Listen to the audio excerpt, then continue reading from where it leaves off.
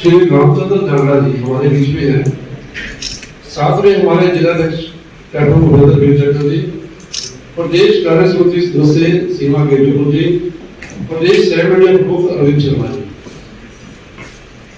रामचंद्र झांगड़ा जी से मैं कॉन्फ्रेंस शुरू करने की अनुमति चाहता हूँ।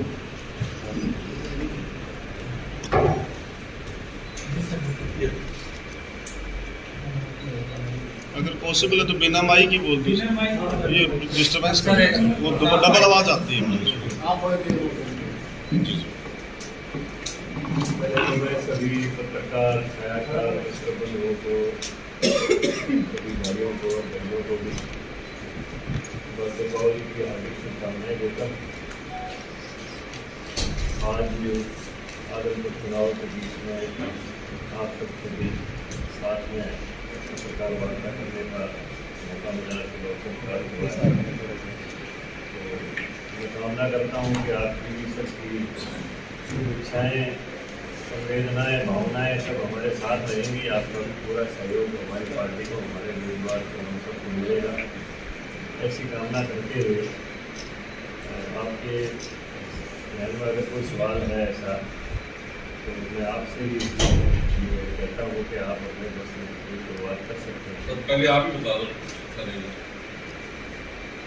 तो ये आदमपुर चुनाव जो चुनाव आ जा रहा है, माननीय कुलदीप बिश्नोई जी के त्यागपत्र के बाद मैंने भारतीय जनता पार्टी को ज्वाइन किया।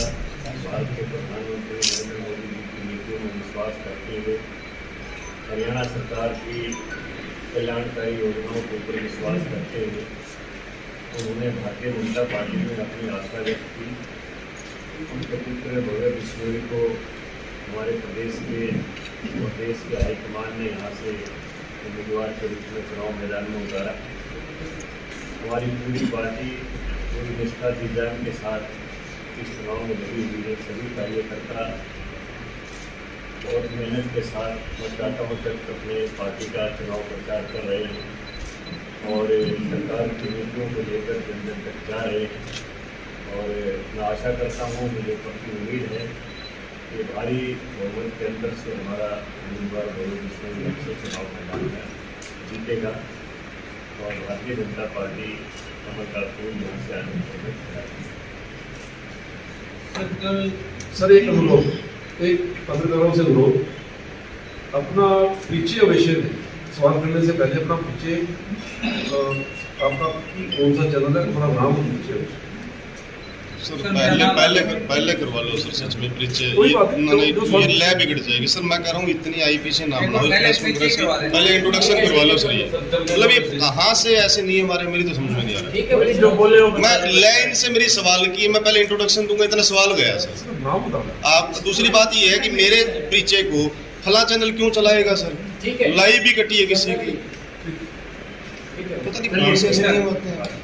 कल अगर बात करें आदमपुर उपचुनाव को लेकर के बीसी समाज खास करके जांगड़ा समुदाय की अगर बात करें तो उसमें जो बजला के साथ रहते थे, उनका नाम था रामजीलाल, उनके भतीजे ने कांग्रेस पार्टी ज्वाइन की, तो कितना प्रभाव इनके जाने से आपके पार्टी का?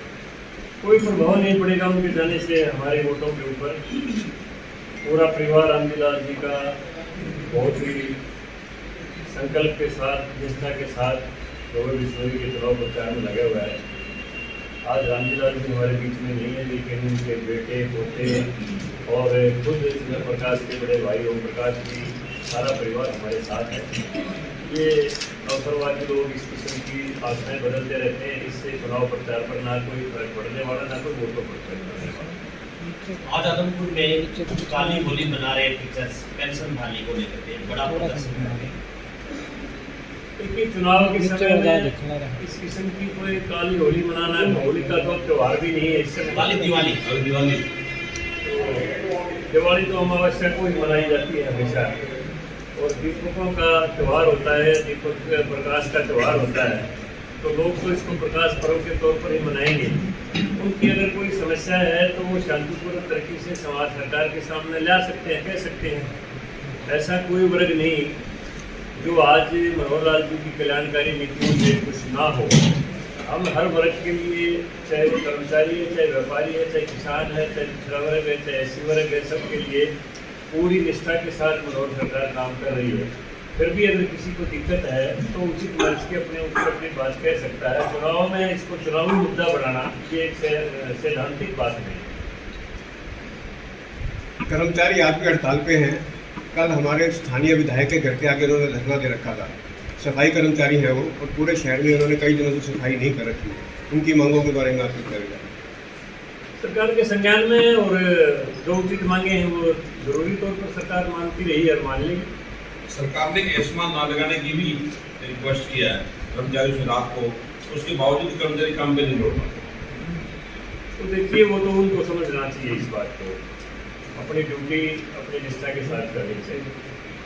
जागड़ा साहब, आदमपुर का जो चुनाव, आप कह रहे हैं कि आपका जो उम्मीदवार है वो गठबंधन का उम्मीदवार है उसमें, लेकिन आपके उम्मीदवार ने 12 अक्टूबर को शायद नॉमिनेशन भरा था उसमें। उस दिन सिर्फ जो जेजेपी के प्रदेश के निशान सिंह वो आए थे। आज करीब 10-11 दिन हो चुके हैं, कोई भी जेजेपी का नेता आपके साथ प्रचार में नहीं दिख रहा। लगातार उनके नेता नदारद हैं। इसको क्या माना जाए?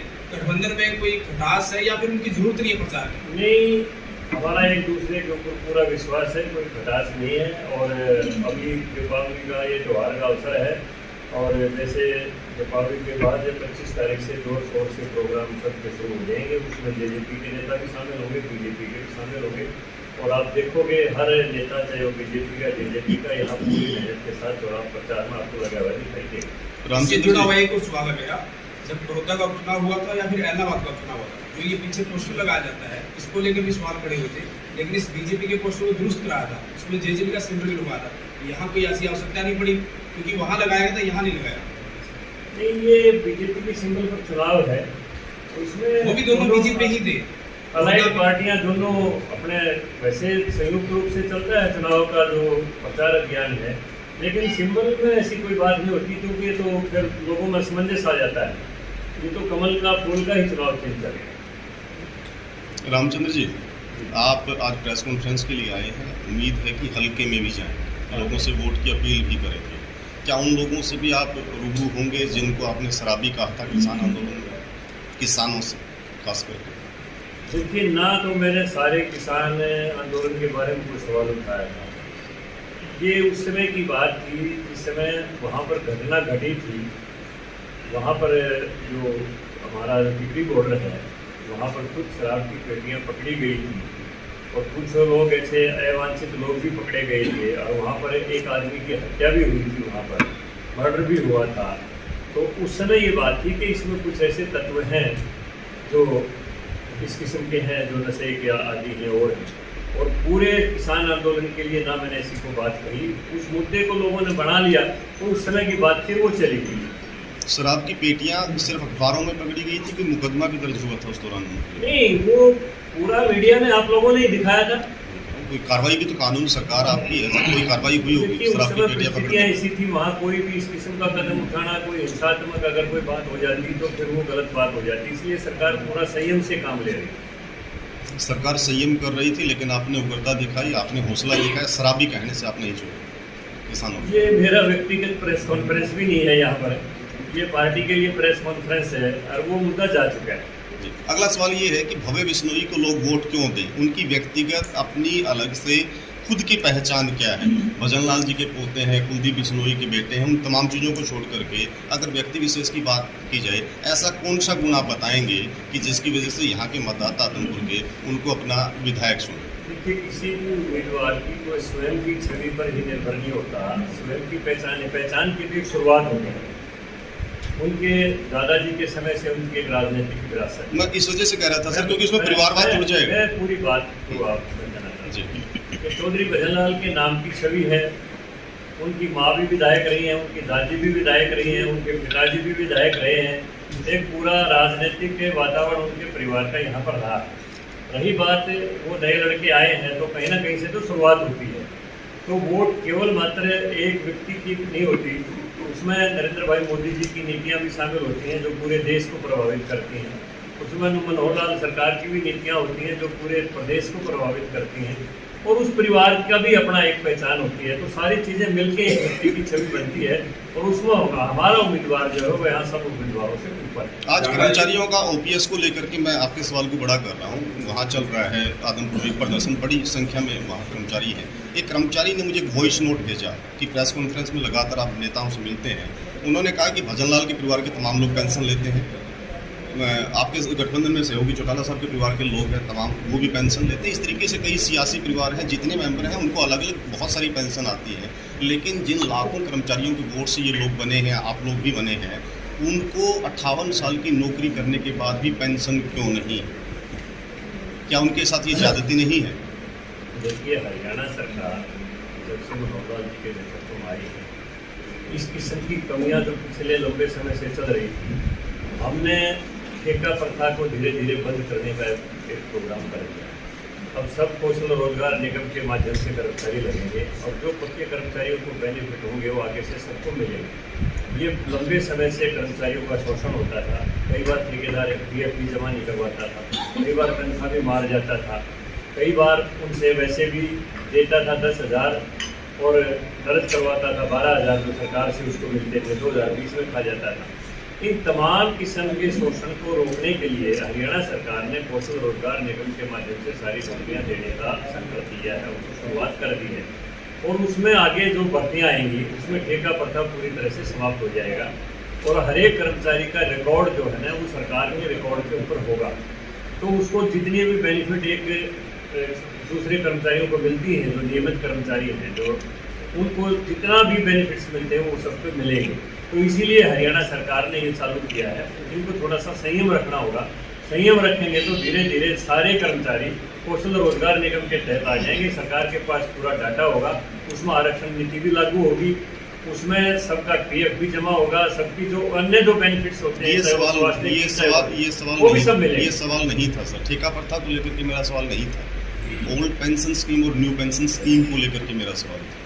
उसी पे मैंने एग्जाम्पल आपको दिया था जो किसी एक कर्मचारी ने संस्मरण मुझे बताया। देखिए, मुख्यमंत्री जी इसमें कह चुके हैं, उसमें मुझे दोहराने की बात है। मुख्यमंत्री जी इसमें कह चुके हैं कि मैं हर चीज़ का हम उसका जो है वो करवाएंगे सर्वे, और जो भी पे का जो है उसी पे के हिसाब से समान योजना सबके लिए लागू हो, समान राशि सबको मिले। इस किस्म की सरकार की मंशा है और सारा का सारा ऑनलाइन हो, किसी को कहने की भी जरूरत ना पड़े। जैसे ही उसकी सेवा समाप्त हो उसको सारे बेनिफिट्स अपने आप मिलने शुरू हो जाए।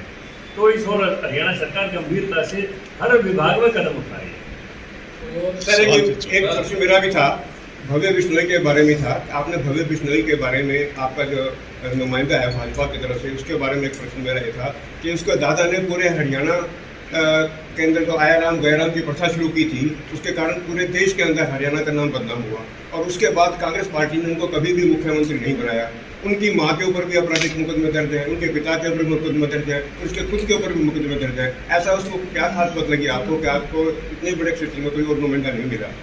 देखिए, आज जो राजनीतिक व्यक्ति हमारे बीच में नहीं है, जिनका स्वर्गवास हो चुका है, उनको तो कोई टिप्पणी करना यहाँ प्रेस कॉन्फ्रेंस में, मैं इसको एक अच्छी बात नहीं मानता। आपने जिक्र किया था उस बारे में नहीं, वो जो आपने कही ना दूसरी बात, वो उस विषय में जो आदमी हमारी बात का जवाब देने के लिए आज जिंदा नहीं है, उनके बारे में मैं कोई टिप्पणी नहीं करता। जांगड़ा जी, जो उनके माता पिता के बारे में, जांगड़ा जी, उनके ऊपर उनके पासपोर्ट जब्त है, उसको उड़ा ये कहते हैं कि सेल्फ सेंड डॉक्यूमेंट है वो, और ऑथेंटिक डॉक्यूमेंट नहीं है, इसलिए हमारी अगर सरकार है तो उसको बंद करेगी।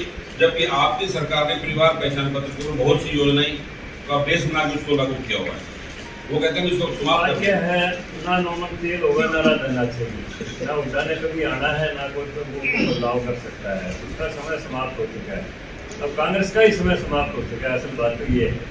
बाकी वो कितने, वो कहते हैं ना, दिल पर आने के लिए गाली दिल ख्याल अच्छा है, करता रहे अपने। एक सवाल शास्त्री जी, वक्त बेवक्त और आज़ादी के बाद से ये मांग उठती रही है कि जो राज्यसभा के सांसद होते हैं उनकी योग्यता कम होती है और आर्थिक जो वो ज़्यादा होता है, और जो पॉलिटिकल लोग ऐसे होते हैं जिनको एडजस्ट करना होता है, उनके लिए राज्यसभा का उसी हिसाब से राज्यसभा तय की जाती है। आप खुद राज्यसभा सांसद हैं, उस पर क्या करें? मैं तो जो आपने आखिरी क्वालिफिकेशन बताई उसी में इसी को कवर करता हूँ। मेरे तो 100 रुपये भी खर्च नहीं हो रहे, मैंने 10,000 की सिक्योरिटी की जरूरत नहीं है। खुद आप मानते हैं तो जरूरत क्या है? तो मैं तो उन लोगों में शामिल हूँ और हमारी पार्टी में ऐसा ही होता है। कृष्ण कुमार से पूछो, वो रात को सोए हुए थे, उनके पास मैसेज गया आपको राज्यसभा में ले लिया। मैं 10 बजे मैंने स्विच ऑफ किया था लाइट का, मुख्यमंत्री जी का फोन आ गया, क्या कर रहे हो? सोने की तैयारी कर रहा हूँ, कल आ जाओ चंडीगढ़ फॉर्म भर दो। तो अब तो अपनी पार्टी का कहते हैं, वो तो गुप्ता जी घूम रहे हैं आप पार्टी के, उनसे पूछो कितने करोड़ आप मानते हो कि ये नहीं है, आप ये मान रहे हैं? वो बात उनसे पूछना। जाड़ा जी, हमारी पार्टी में पैसा नहीं चलता। सर आपकी पार्टी ये कह के सत्ता में आई थी कि हम हरियाणा के अंदर जो पॉलिटिकल घराने हैं, बाप के बाद बेटा, बेटे के बाद पोता, इस तरह की परिवारवाद की राजनीति को समाप्त करना चाहती है भाजपा। आम आदमी को मौका देना चाह रही है, आप जैसे आदमियों को। और भव्य बिश्नोई को टिकट देकर उस परिवारवाद की राजनीति को आगे बढ़ाने का काम नहीं किया। देखिए उसमें तो जिन लोगों ने अप्लाई किया उन्हें में से किसी एक को टिकट देंगे हम। तो वो बिश्नोई मैदान में आए, उन्हें अप्लाई किया, तो हमने उसकी जांच करके पार्टी हाईकमांड ने उसके ऊपर विश्वास व्यक्त कर दिया। 4 मुकदमे आए सर उसमें, 4 इनकम टैक्स के मुकदमे आए उस जांच में, उनके पिता पे, उनकी माता पे। चलिए उनके दादाजी पे आप टिप्पणी नहीं करना चाहते। पार्टी का है सर, सिंबल आपकी पार्टी का, व्यक्तिगत होना। मैंने क्राइम कर दिया, मैंने क्राइम कर दिया, लेकिन मेरा व्यक्तिगत नहीं है, समाज का विषय है, कानून का विषय है। देखिए इस विषय में उन्हीं से सवाल करें तो आप जांगड़ा साहब, एक सवाल खुद ही बिश्नोई को लेकर है। वो कह रहे हैं कि 28 साल तक मैं विपक्ष में रहा और मेरा उनका जो मास काटा है, लेकिन वो 8 साल आपकी सरकार के भी है बीजेपी की, क्योंकि यहाँ आपकी सरकार है केंद्र में, आपका नारा है समान काम समान विकास। आप लगातार हल्के में जा रहे हैं, क्या कहीं कोई विकास नजर आया जिस पर आप वोट मांग सकें? क्योंकि हमारी सरकार ने, मनोहर लाल जी ने शुरू में आके ही 2014 में अपना मंतव्य प्रदेश के सामने रख दिया था कि हमारा कहीं कैंडिडेट हो ना हो, हमारा कहीं से विधायक हो ना हो, हम समान विकास हरियाणा प्रदेश में करेंगे और सबका साथ सबका विकास, और हरियाणा एक हरियाणवी मंत्र के साथ काम करेंगे।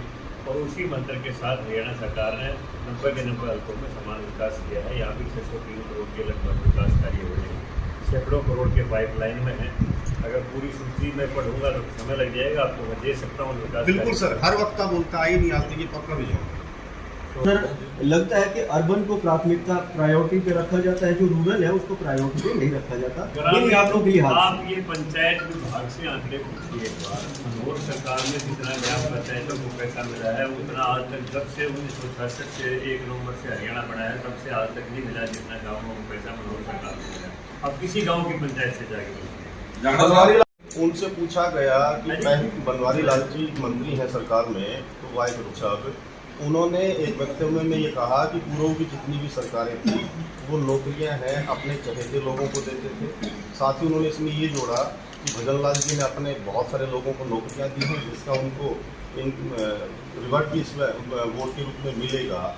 हमने उनसे पूछा कि इसका मतलब जो भ्रष्टाचार हुआ, योग्यता के आधार पर अगर नौकरियां देते तो भजन लाल जी का एहसान नहीं था और उन्होंने दी तो भ्रष्टाचार था। तो उन्होंने कहा कि ये तमाम तरीके की सरकारें और जो लोग पुराने थे वो भ्रष्टाचारी तो थे, उनके समय में होता था। तो एक तरीके से उनका ये कहना है कि भजन लाल जी भी भ्रष्टाचारियों में शामिल थे, उनके ही पोते को टिकट। देखिए वो बनवारी लाल जी का क्वेश्चन था, उन्हीं का उत्तर तो पहले कह चुका हूँ। आज हमारे बीच में जवाब देने के लिए जिंदा नहीं है। मैं आपका रिमार्क सर, आपका रिमार्क मैं टिप्पणी नहीं करता हूँ। सर जैसे आपने कहा कि जो जिंदा नहीं है, आप कांग्रेस के बारे में 75 साल का इतिहास बताते हैं। नहीं, मैंने तो नहीं बताया कोई किया। आपकी पार्टी तो खाती है ना सर।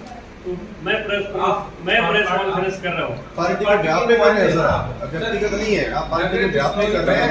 यहाँ तो ऐसी कोई एग्जांपल है नेहरू पार्टी के नुमाइंदे नेहरू से लेकर के गांधी जी तक, नेहरू से लेकर के गांधी जी तक को नहीं बख्शा है सर मरे हुए लोगों को। अनाप शनाप आपकी पार्टी के बड़े बड़े नेता बोलते रहते हैं सर। ना मैंने अपने भाषण में उठाया, ना कोई प्रेस में उठाया। आप इस पार्टी से उस पार्टी की बात उठाएंगे तो उनसे आप बात करिए। इतना डिफेंसिव तो नहीं कर सकते। उठाएंगे तो बात करिए। आपकी पार्टी के प्रत्याशी हैं उन पर नोटों की माला लेने के आरोप है, जिसको लेकर चुनाव आयोग ने उनको नोटिस दिया। साथ में जनता कल्याण मोर्चा के जो राष्ट्रीय अध्यक्ष है स्वामी जसमेर, उन्होंने कहा कि कुलदीप बिश्नोई और उनके समर्थकों ने उन पर जानलेवा हमला किया। स्वामी जसमेर आपकी एक क्षेत्र से, वो वहाँ के गोहाना के रहने वाले जो कोई टिप्पणी कर लगी कर दो सर।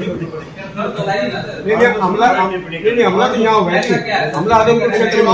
देखिए सर, एक आदमी 3 दिन में 3 पार्टियां बदल ली।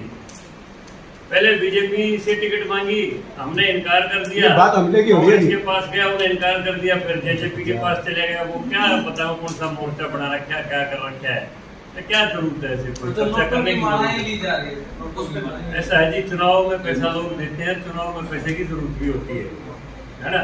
और हमने भी चुनाव लड़े, ये लोगों ने दिया भी है, खर्च भी किया है, वो चलता रहता है। जांगड़ा साहब गलत है लंगड़ा जी, ये वो पैसा देंगे जवाब।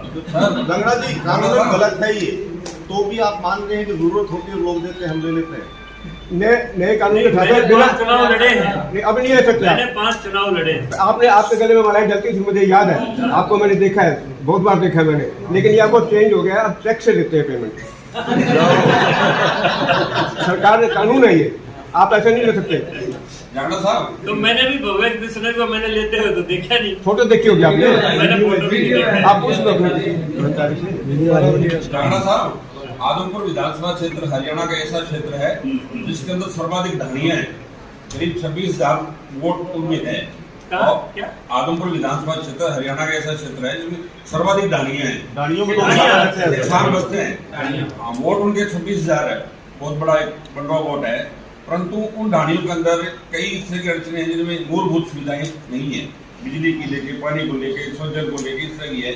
आप सत्तारूढ़ दल से जुड़े हुए हैं, तो उन ढाणियों के लिए आपकी पार्टी क्या करी है, क्या करेगी? नहीं, देखिए, जन सुविधाएं मुहैया करवाना सरकार का नैतिक कर्तव्य है। हम एक व्यक्ति तक अपनी पहुंच बढ़ाएंगे, उनके पास जाएंगे, उनकी दुख तकलीफ भी सुनेंगे, अपने मुद्दे भी बताएंगे, और जहाँ भी कोई दुख तकलीफ होगी उनकी नोट भी करेंगे। सरकार हमारी है, आगे 2024 तक के बाद के चुनाव में भी रहने वाली है, तो जो भी इस किस्म की तकलीफ होंगी सरकार उनके प्रति गंभीर है, उसके प्रति मनोहर लाल जी का खुला दिन रहता है, सर उनको दूर करेंगे। 8 साल तो हो गए, कितना टाइम हो गया? तो 8 साल में हमने काम किए हैं। बताइए ना सर, यहाँ राजस्थान से तो खरीद के पानी लाते हैं, आपके हल्के चुनाव करते हैं। देखिए बात क्या है, चौधरी बंसीलाल के बाद अगर टेल पर पानी किसी मुख्यमंत्री ने पहुंचाया तो हमारे मुख्यमंत्री मनोहर लाल जी। पानी पीने का नहीं है सर, वहाँ से लाते हैं राजस्थान से। बिना टेल वालों का भी खत्म हो गया सर, हैं? या तो बिना टेल वालों का भी खत्म हो गया। लोग धरने में बैठे टेल का हैं, तो जिक्र ही छोड़ दीजिए आप। बात कई महीनों से 3 महीने से लोग पानी के लिए हल्के का यहाँ धरना देके बैठे हैं। यहाँ पीने के और नहरी पानी की किल्लत को लेकर के इतने धरने प्रदर्शन हुए हैं कि आप यकीन नहीं करेंगे। चलिए कुछ परमात्मा से प्रार्थना करें, कम कुछ हम कोशिश कर रहे हैं, पानी की कमी नहीं रहने देंगे। ठीक है, धन्यवाद जी।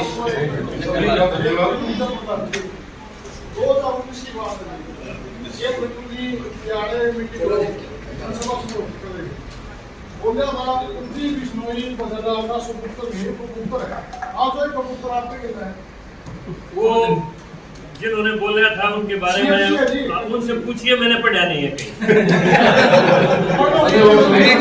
आप पढ़ के लिए इसका बताइए।